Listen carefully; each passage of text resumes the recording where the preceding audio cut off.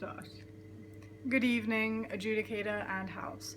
As first speaker for proposition, I will be arguing the motion this House believes that schools should not hold students liable for sentiments and or opinions shared by those students on social media platforms. There's a distinction between school reality and virtual reality. So why should schools have disciplinary power over students in both? The definition that we'll be giving to the motion tonight is we're going to be defining social media as platforms where the posts made are public and that are released to the general internet. So Facebook, Twitter, Tumblr, and Snapchat, those kind of apps. And the parameters is that we are not going to be including WhatsApp or SMS because those aren't really classified as social media. And students, the term students will only apply to minors, to students under 18 in this case. So the policy that we've decided that maybe should be put in place is that if the post is a direct threat or a direct negative reference to the school, then it becomes reasonable for the school to step in because its reputation is being directly damaged. And now I would like to move on to my points, which is firstly that posts that teenagers make are usually unrelated to their school. Secondly, the fact that students are minors. And thirdly, talking about free speech and freedom of expression. But before I commence with my points, I'd like to put forward a bit of an analogy. For example, if a student goes to an extra lesson outside of school and he or she fails to complete some work given to him or her by that extra math, say, teacher, then his math teacher from school can't give him detention for that, can't punish him for that because it's completely out of her reach, because it's two completely different institutions, basically. And you can basically apply that same analogy to social media. If the post isn't about the school, if it's completely unrelated, then the school really has no say in what happens as a result of the post, whatever it might contain. Which is my first point, that posts are usually unrelated to the school. For example, think about what teenagers usually talk about, what they usually post about. The majority of teenagers' social media activity would be liking pages of their favorite bands or commenting on a recent television series episode, perhaps. They're going to be talking about a concert that they might be going to, talking about a family event that might have happened recently. And like with things about family, vague comments on their personal life. And now with my second point, individualism or free speech.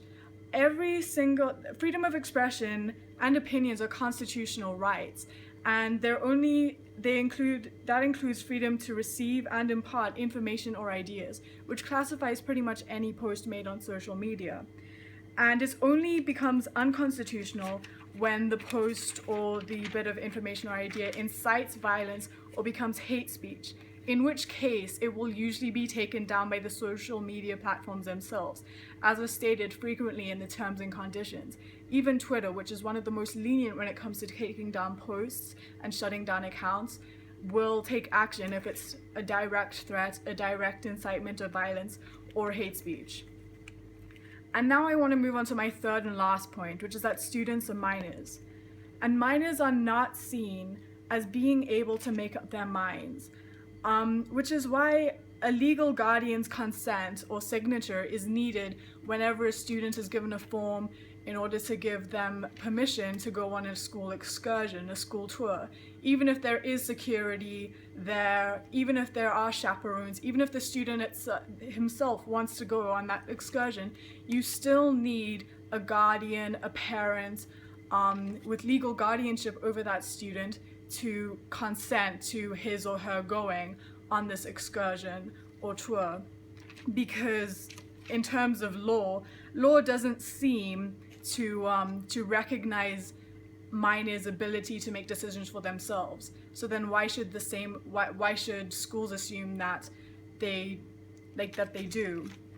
Because also most of the time the immaturity of most teenagers is it leads to things that are posted without foresight, without thinking. A lot of the time, teenagers don't think of the consequences. They'll say something in the heat of the moment, kind of like a crime of passion, for which the sentence isn't as heavy as premeditated crime.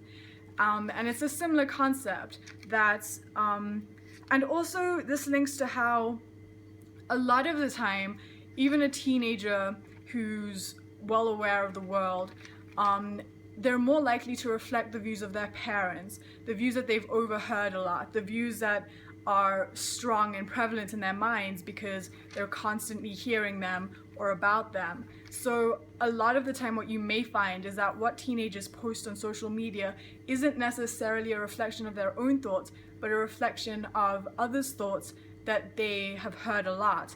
And then you should be looking at what's caused the problem rather than what the problem seems to be. Because how can minors be held responsible for something that's probably inferred by everyday overheard conversations? It's not their fault, typically. And also, one of the reasons that we think that, as side proposition, we think that perhaps if the school has received reports of the child, of the student, then its duty, and if they're unrelated to the school, then perhaps its duty would be to inform the parents and maybe to advise the parents on how they think that the parent should react and inform the child of how to and how not to behave on social media. Also, as is the case with many schools due to the misuse of social media with teenagers, social media lawyers, social media experts are brought in, people to talk about social media and how to use it and not. So, in conclusion, we should not hold students liable for anything that they share on social media unless, for schools to hold them liable, unless it is a direct threat to the school, a direct negative reference to the school that harms their reputation.